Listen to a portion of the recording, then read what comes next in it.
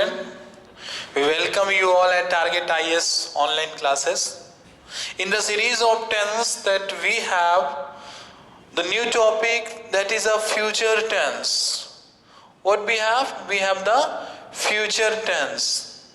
It's clear? In the last class we just discussed the types and this classification of the future tense. Fine.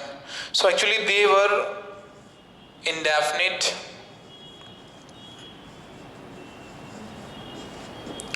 second one was continuous, and third one was perfect, and the fourth one was perfect continuous.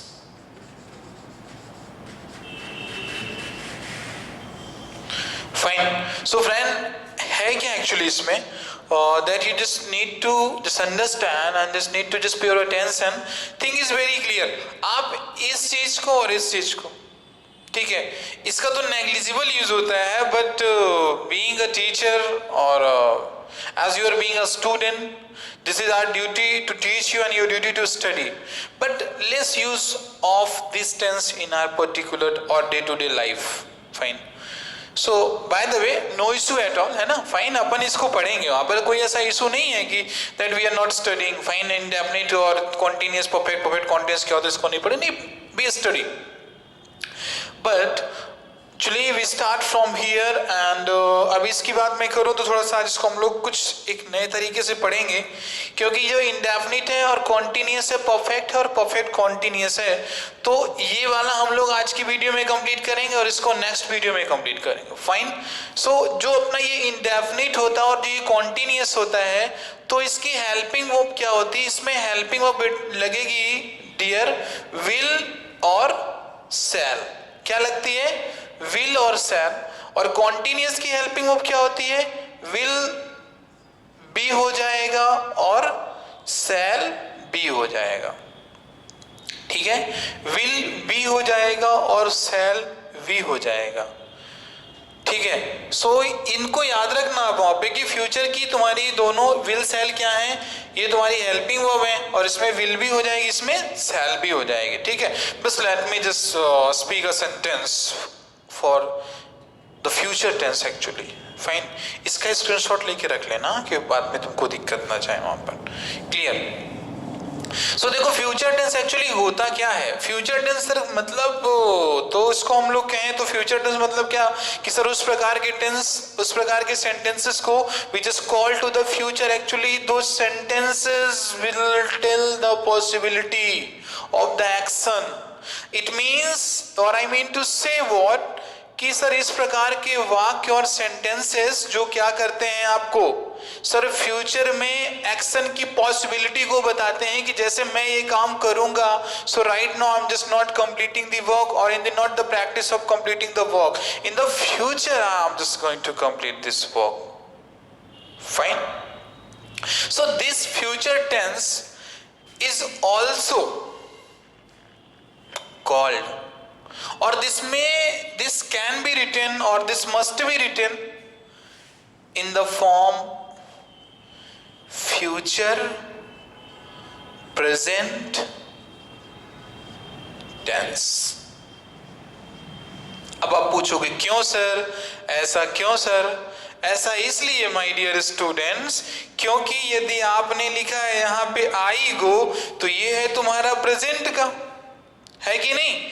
अब यदि यहीं पर आप क्या लगा दोगे, यदि यहीं पर आप लगा दिए सेल, तो क्या बन गया? फ्यूचर बन गया कि नहीं बन गया? बन गया ना. तो केवल आपको क्या करना है? विल और सेल ही तो लगाना है, बाकी आपकी सारी कहानी क्लियर है. और एक चीज ध्यान देना, जो ये मैंने आपको बताया विल बी और सेल बी, ये जो बी लगा है ना, ये बी क्या होता है? ये इज एम आर जो फॉर्म है ना, वो टू बी फॉर्म होती है. Is am are was were सभी तुम्हारी क्या होती है? टू बी फॉर्म होती हैं. और यहाँ पे आपको पता है कि हम लोग अब हेल्पिंग वर्ब को तो यूज करेंगे नहीं वहां पे. That's why we just use the be, because be is a root words. Be हमारा क्या होता है, रूट वर्ड है किसका, is am are was word का वहां पे, that's why we just use here. अब विल के साथ आर तो लगा नहीं सकते, कि विल के साथ आर लगा सकते हैं वहां पे, नहीं ना, we could not just use the are with the will. लेकिन हम यहाँ पर क्या कर रहे हैं, विल वी इसलिए लगा रहे हैं, जैसे आप बताना कि जैसे सर ने यहाँ पे लिखा हुआ था क्या, आई गो लिखा हुआ, तो यहाँ पे मैंने सेल लिख दिया, ठीक है, तो ये तुम्हारा बन गया फ्यूचर। अभी इसको हटा देंगे तो प्रेजेंट तुम्हारा क्या बना, ये प्रेजेंट इंडेफिनिट बन गया वहां पे।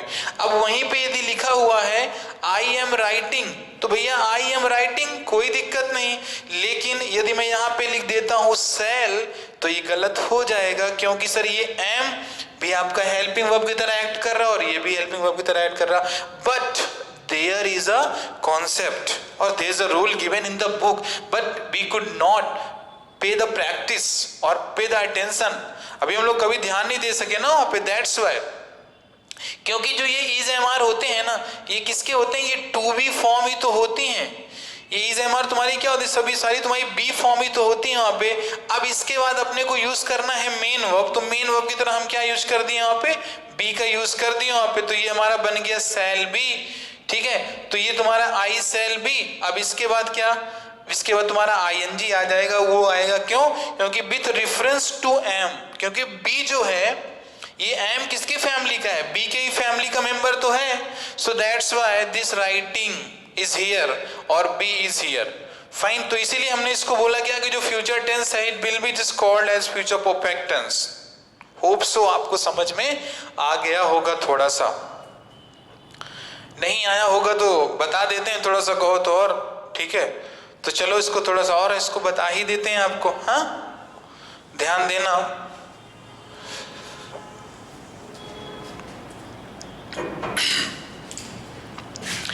देखो ये जो एक होता है तुम्हारा टू बी, अब टू बी में तुम्हारा क्या होता है इज होता है, एम होता है और आर होता है, ठीक है, ये होता है रूट वर्ड होता है, और ये इसके क्या होते हैं, ये तुम्हारे हेल्पिंग वर्ब हो गए, ये क्या हुए तुम्हारे हेल्पिंग वर्ब हो गए। आपको पता है कि विल सेल के बाद क्या आएगा, हेल्पिंग वर्ब तो लगेगा नहीं, आपको एक मेन वर्ब का यूज करना पड़ेगा वहां पे, तो आप क्या करते हो, आई सेल लिखते हो और फिर यहाँ पे बी लिख देते हो।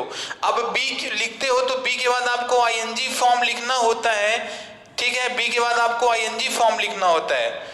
क्यों लिखना होता है, क्योंकि सर यहाँ पे जो ये बी है ना, ये sir with reference to is am are है, ये इज एम आर के रेफरेंस में है, दैट्स व्हाई, बिकॉज हम लोग इज एम आर के बाद भी आईएनजी फॉर्म लिखते थे, तो यहां पर भी सर बी के बाद आईएनजी फॉर्म लिखेंगे। क्यों इसलिए क्योंकि sir be is a root form of the is mr, that's why we are just allowed to use the ing form of the main verb। is it very clear or not?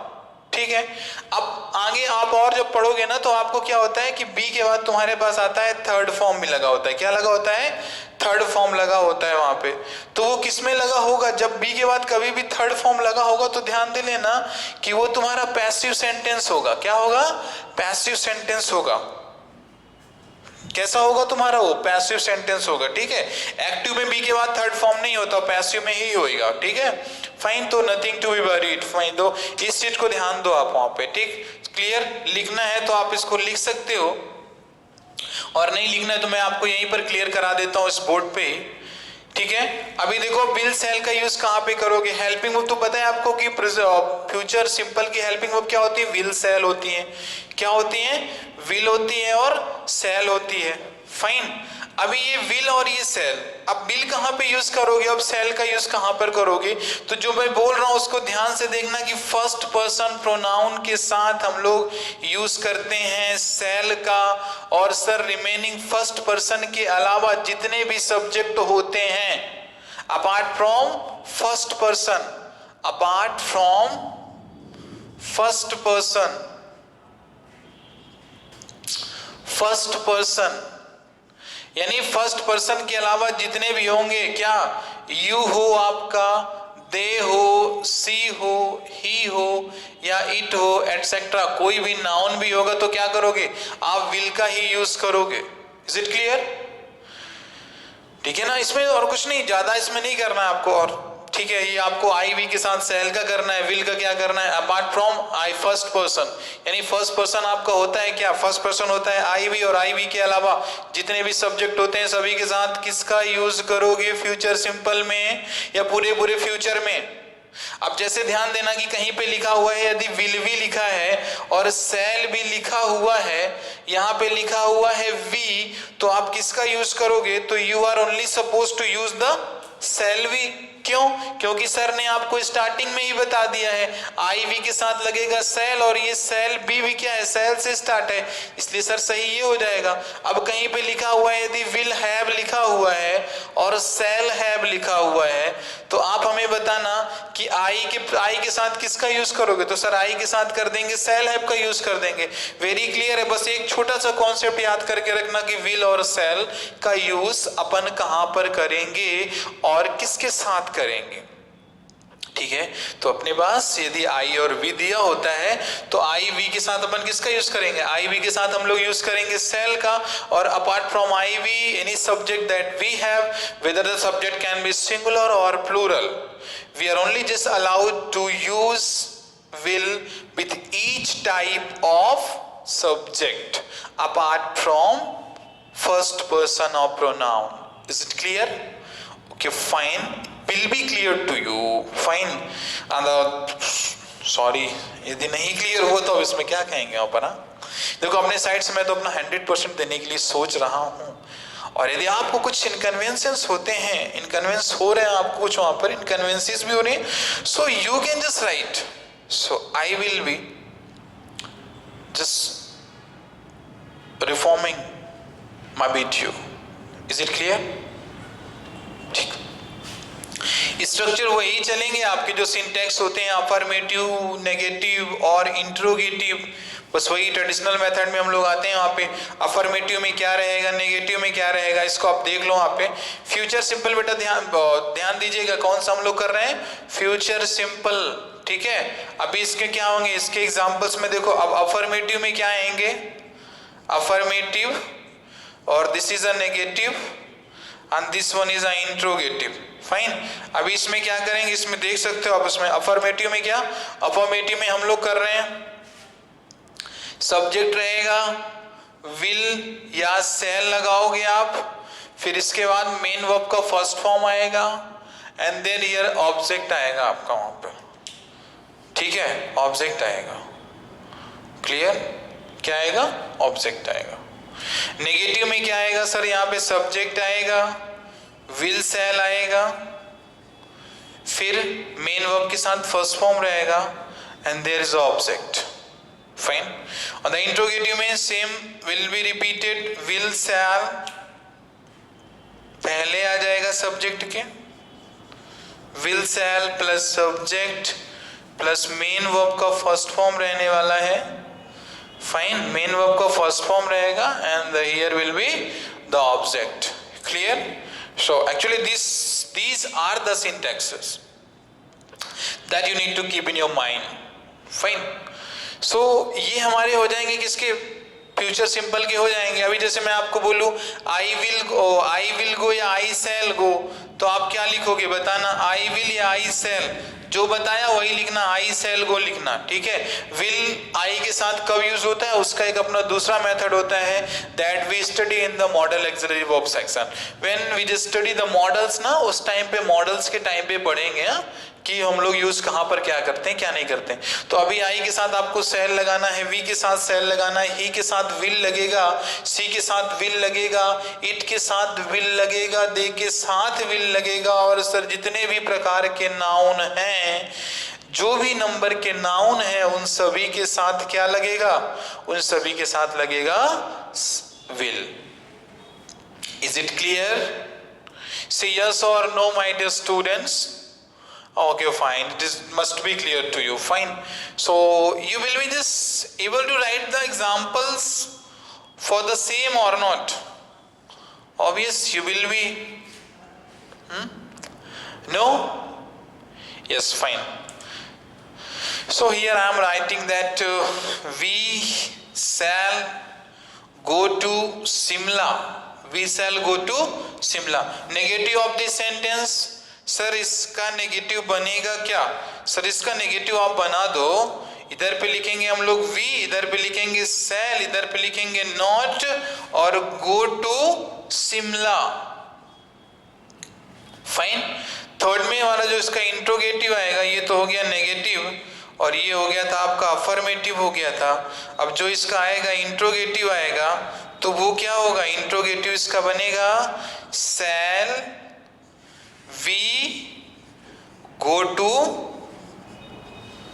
Shimla. ठीक है, ये चीजें हमारी इतनी बन जाएंगी वहां पर, इस प्रकार से आप बना लोगे वहां पर। लेकिन यहीं पे ध्यान देना कि आई वी रहेगा तो ही सेल लगेगा। Apart from I we any subject that we have, so we are not just allowed to use the shall, we only will be allowed to use the will. समझ में आया ना आगे कि नहीं? ठीक है, यदि वी और आई दिया हुआ है तो आप सेल का यूज करोगे। यदि आई वी के अलावा कोई अदर सब्जेक्ट दिया गया है तो माय डियर स्टूडेंट्स आप लोग केवल और केवल किसका यूज करोगे? केवल और केवल आप यूज करेंगे विल का यूज करेंगे। ठीक है, so just keep this concept update in your mind. Okay, very good. लेकिन एक बात ना भूलना कि ये हम लोग क्या कर रहे हैं, ये ट्रेलर का भी ट्रेलर है, आगे तो पूरी पिक्चर, पूरी रामायण बाकी है। सॉरी, लेकिन रामायण तो हम लोग पूरी लॉकडाउन में देख लिए हो ना। लेकिन नहीं, by the way no way, Ramayana of English that we have remaining on so many part of the Ramayana of English we have left which we need to complete. ये तो छोटी सी चीज है वहां पर, है ना। नहीं तो फिर अभी तो ये बहुत सारी चीजें आएंगी। मैं भी आपसे पूछूंगा कि बेटा बताइए कि क्या होता है नो और नॉट में डिफरेंस, जब दोनों का मतलब होता है क्या नहीं। क्या होता है? जब नो का मतलब भी नहीं और नॉट का मतलब भी नहीं, तो जब सर दोनों का मतलब नहीं तो फिर सर एक ही मीनिंग के लिए सर दो शब्द क्यों? कॉन्सेप्ट आता है, सोचना, सोचोगे अच्छा रहेगा। ठीक है, बाकी नो और नॉट तो मैं तुमको मिल जाएंगे। और एक बनाऊंगा एक बहुत अच्छी स्क्रिप्ट, 30 से 35 मिनट का एक video I will be uploaded there. You will just get the words knowledge fine, there you will get the words knowledge that we have, like that कि complements क्या होते हैं, objects क्या होते हैं, fine, ये सारी चीजों के आप नॉलेज वहां पर पाओगे आप ना। तो ठीक है, अभी उनको आपको बहुत ज्यादा नहीं, क्योंकि बहुत सारे ऐसे confusions भी है ना, that we just need to understand, like this that we have the wood and again we have the woods। अभी आप क्या करोगे, सर इस वुड का मतलब तो वो होता है, सर ये वाला वुड्स आपका गलत है, क्योंकि सर ये अनकाउंटेबल नाउन होता है और काउंटेबल नाउन में अब सर अनकाउंटेबल नाउन में एस नहीं लगता वहां पर। So actually this is the question. English बहुत बड़ा नहीं बोलते हैं कि इंग्लिश इज अ फॉरेस्ट, समझ सकते हैं। यदि कोई सब्जेक्ट है, ठीक है, तो माना कि वो अपने के लिए ट्री हो सकता है, ठीक है, काफी ओल्ड ट्री हो सकता है, but English is a forest. You will just not trust if among all of you, if someone only study the English now and the literature of English, so he or she will must know that what exactly English is. English actually होता क्या है ना, that they will know। फर्जी type की देखो चीजें तो हम भी आपको बता सकते हैं, फर्जी टाइप की चीजें हम भी आपको बता सकते हैं कि ले लो बेटा ऐसी चीजें वहां पर हैं, ये ऐसे होता है, वो ऐसे होता है वहां पर, ठीक है। लेकिन नहीं, कि जब अपने को पता है कि सामने इंसान बैठा है सीखने के लिए, तो अब उसके सामने अपने को स्मार्टनेस थोड़ी ना प्रेजेंट करनी है। If I am just showing my smartness in front of you, तो इसका कोई मतलब तो होगा नहीं वहां पर ना। लेकिन हाँ, एक चीज ध्यान देना, ये 10 से 15 मिनट बहुत होते हैं एक टेंस को पढ़ने के लिए, इससे ज्यादा पढ़ना ही नहीं होता टेंस अपने को। 10 से 15 मिनट सारे कॉन्सेप्ट खत्म हो जाते हैं वहां पे। That every concept we just cover with 10 to 15 minutes, but no way, उसको हम लोग देखेंगे। तो अभी आपने फ्यूचर सिंपल को तो समझ लिया है ना। अभी फ्यूचर सिंपल के बाद अपने पास टर्म आता है in the series of tense that we have the again new topic which is a present future continuous. Which one is that is a future continuous. अब फ्यूचर कॉन्टिन्यूस में क्या होगा, वही चीज sir, affirmative and the negative and the interrogative that we have. So interrogative, negative, affirmative में अपन बस जो affirmative होगा यहाँ पे अपन क्या करेंगे, सब्जेक्ट के साथ क्या लगाएंगे, we just use here will, shall, be plus verb plus ING लगेगा, और there after we will just write the object there, fine. And in the negative section of the future continuous, what we have to just do, sorry, क्या करेंगे उसमें, future continuous का यदि negative sentence है तो future continuous के negative sentence में कुछ नहीं करना आपको, फ्यूचर कॉन्टिन्यूस के नेगेटिव सेंटेंस में बस वही करना है जो मैंने आपको पहले बताया था कि सब्जेक्ट रहेगा, विल रहेगा, शैल रहेगा, देन आपको राइट करना है नॉट, और नॉट के बाद लिखना है बी, बी के बाद लिखना है आपको ING form of the verb, and then आपको लिखना है ऑब्जेक्ट, ठीक है। फिर थर्ड में आप क्या कर रहे हैं, थर्ड में आप करेंगे, इधर पे आप लिखोगे विल एंड शैल, विल और शैल लिखोगे आप, देयर आफ्टर फिर आप यहाँ पे लिखोगे सब्जेक्ट, फिर इधर पे आप लिखोगे बी, लिखोगे आप बी के बाद आपका वर्ब के साथ आपका आईएनजी प्लेस होगा, then you will be just using object there, and here will be placed a question mark, question mark लगा दोगे, और ये तीनों ये हो जाएगा अफर्मेटिव, ये नेगेटिव और ये इंट्रोगेटिव का। यहाँ पर आप इन चीजों को बहुत क्लियरली इसको देख सकते हो वहां पर, ठीक है। तो ये तीन चीजें आपकी बन जाएंगी वहां पे, फाइन। विल भी, शैल भी कहाँ पे लगाना है, कहाँ पे नहीं लगाना है, so you are suppose to know that, ठीक है। फाइन, इसको कर लोगे नहीं कर पाओगे वहां पे।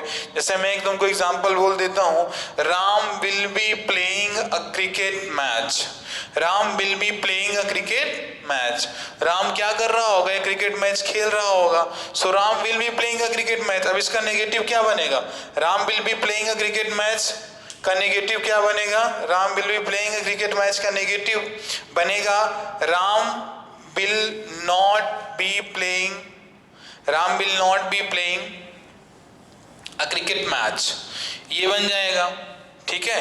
इसका नेगेटिव बन जाएगा आपका ये, ठीक। अब इसको आप वहां पर देख सकते हैं कैसे बनेगा आपका, ये मैंने बोला था Ram will be playing a cricket match, इसका नेगेटिव क्या बनेगा, इसका नेगेटिव बन जाएगा Ram will not be playing a cricket match, fine.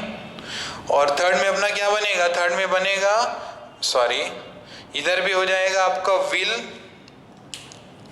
Will हो जाएगा, और यहां पे हो जाएगा will Ram B playing a cricket match, इधर पे क्वेश्चन मार्क लेस हो जाएगा, ठीक है। अब यहाँ पे राम के साथ मैंने विल भी लगाया है, आपको शैल भी कहाँ पे लगाओगे, यदि आई भी दिया होगा तो, and but from I we any subject that we have, so there we are just not suppose to use the shall we, shall भी केवल किसके साथ चलेगा, उसी के साथ चलेगा जो मैंने आपको बताया आई वी, यानी फर्स्ट पर्सन प्रोनाउन के साथ आपका चलेगा वहां पे, ठीक है, क्लियर। उसी के साथ चलना है आपको वहां पे। तो हमने आपको क्या क्या बताया अभी, फ्यूचर मैंने आपको सिंपल बता दिया है जिसको अपन इंडेफिनिट कहते हैं, और फ्यूचर कॉन्टिन्यूस भी मैंने आपको बता दिया, ठीक है। तो ये सारी चीजों को मैंने बताई, इन सभी चीजों को थोड़ा सा ध्यान देना, और प्रैक्टिस के लिए मैंने पहले ही बताया कि you have to just prefer any one grammar book, because teacher can just not solve the plenty of examples in the online class, that's why, ठीक है, we are regretfully sorry for it, लेकिन कर भी क्या सकते हैं ना, क्योंकि ऑनलाइन क्लास है, ज़्यादा टाइम तो ले नहीं सकते हैं, क्योंकि ज़्यादा लेंथी वीडियो होगा ना, so you are also not just liking to this video, so fine. आज के लिए इतना ही रखते हैं हम लोग वहाँ पर, हाँ, ठीक है। इसको आप सभी ठीक से देख लेना, इसको प्रैक्टिस करते रहो वहाँ पे, बिकॉज मैंने पहले ही बोल रखा practice makes man perfect, is it clear. So ठीक है क्लास, इसको आप लिख लेना, इसको स्क्रीनशॉट वगैरह इसका ले लेना। सो अभी हम लोग इसको आते हैं यहाँ पे, ठीक है। आज क्लास हम लोग को फिनिश करना है, तो और कुछ आपको यदि हो तो एक बार इसको फिर से मैं रिपीट कर लूँ, इसको एक बार मैं फिर से रिपीट कर लूँ वहाँ पे, ठीक है, तो ये Ram will be playing a cricket match and Ram will not be playing a cricket match, will Ram B playing a cricket match. ये सारी चीज मैंने आपको बताई। शैल बी का यूज कहाँ पे करना है, कब करना है, that you are just very well known, I am not suppose to tell you. Fine, okay, so thank you class and have a wonderful day. Thank you so much.